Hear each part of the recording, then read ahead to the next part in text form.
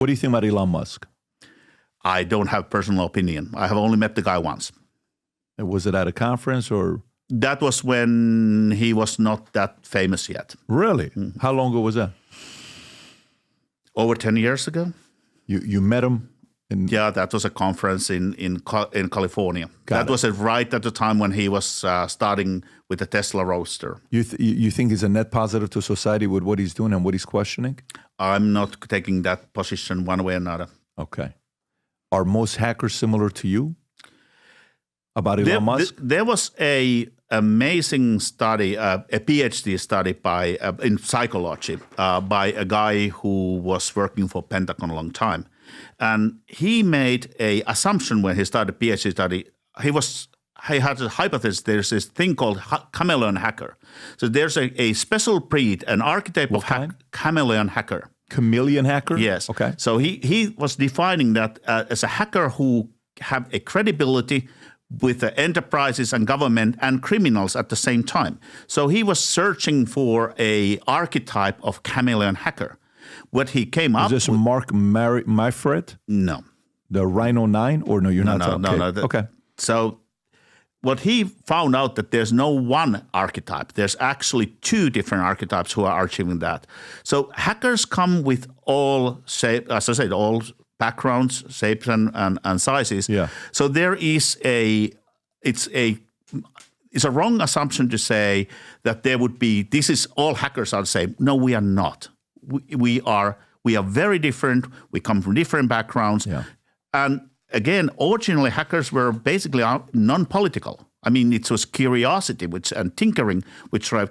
Then media started mixing hackers to be a criminal, and the word of hacker became meaning something else than it originally was. I'm always using myself, proudly I'm a hacker, because I use the original engineer, curiosity, studying, and try to make the world a better place.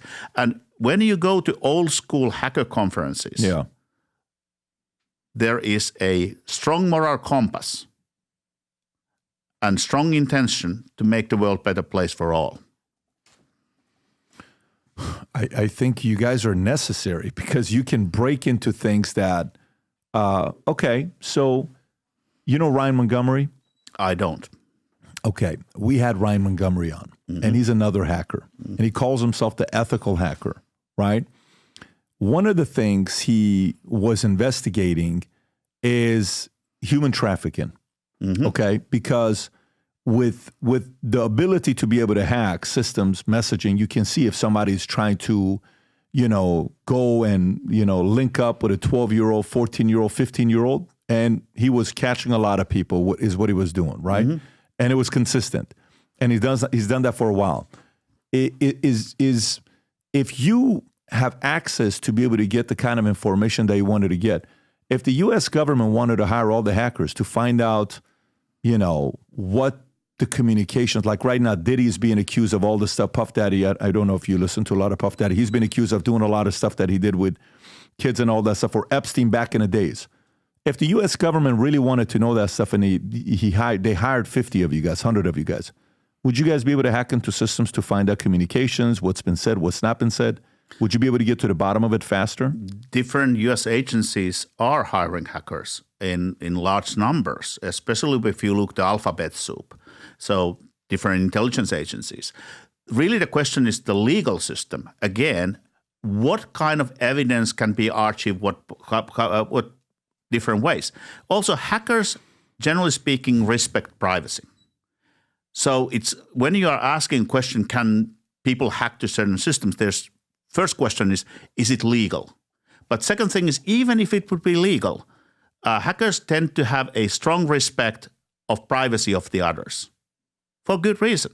And that's really the difference between when you think hackers as a criminals and when you think hackers as the way I define hackers. Yeah, but I mean, that's kind of like when, mainstream media, say from the left, there's somebody that's investigating a story, and if they don't like the story because it goes against them, they'll say, that's a conspiracy theorist. That's what he's doing. And they want to kind of put them in a box to make fun of them and have them lose credibility. It seems like that's the same thing they do with you guys, with hackers, and they put you in that, now it sounds like you guys are offended by that as well when it happens to you. Well, it's a necessary evil, but as I said, it's very important to know the difference. So now, again, going back to when you said ethical hacker, that's another thing which is important to understand. I'm very often asked, you're white hat. I say, not necessarily so. I'm ethical. But white hat hackers are very often trained and certified so that they are smarter than the other people. Well, criminals don't get to brag about their achievements. They try to stay out of jail. And in order to be good in what I do, I have to have the criminal mind. So I'm always saying I'm a black hat who doesn't practice crime. But I have to know the way of thinking so that I can find the vulnerabilities, which might be sometimes stupid. But again, there's no style points in crime. So you have to understand how you look into the places which are stupid but work. What do you think about Bill Gates? What about him? Any opinion on him, like the work he's done, the things he works on? Do you have an opinion on him? I mean, one of the pioneers. Unlike Steve Jobs, who was a marketing guy, Bill Gates was a true engineer and put a lot of work into building early software and trailblaze how we work, whether we are agreeing or disagreeing about open source and different kernel models and different ways of making things work. Those are part of the corporate world. But nobody can deny his contributions to early computers and how we get to where we are today. Got it. Mark Zuckerberg, what do you think about him? Again, that's more an application, not trailblazing. Social media is so when we talk about cyber war, we have to understand that every domain where we fight wars, air, space, land, sea, undersea, they are natural domains. There's a laws of physics. There is a rules of the road by the laws of physics. The man-made domains we fight wars is cyber and information. For a long time, those two things have been put in the same basket because information was not understood to be separate. What Mark Zuckerberg and the founder of Twitter, all of them, they created a new space, information space. Information space has been existing since the dawn of the time, but they make a new mechanism to reach the information space. So when I look Mark Zuckerberg and everybody who created the social media, they created a new space which can be used for good and bad. But right now, when we look the crime and everything bad happening, cybercrime and cyberspace is different than information space, the cognitive warfare, information, influence operations, all of that. That's completely different space because that is what happens between your ears and behind your eyes. And one thing what we don't have is a human firewall. So what Mark Zuckerberg and all of them, when they created this whole new industry and whole new space, information space, what we are right now lacking is the defense mechanisms because these have to be built into humans. Yeah. Hi, my name is Harri Hursti. I'm a lifelong hacker and security researcher, an engineer with a heart which thinks that impossible is just a state of mind. Connect with me in a minute.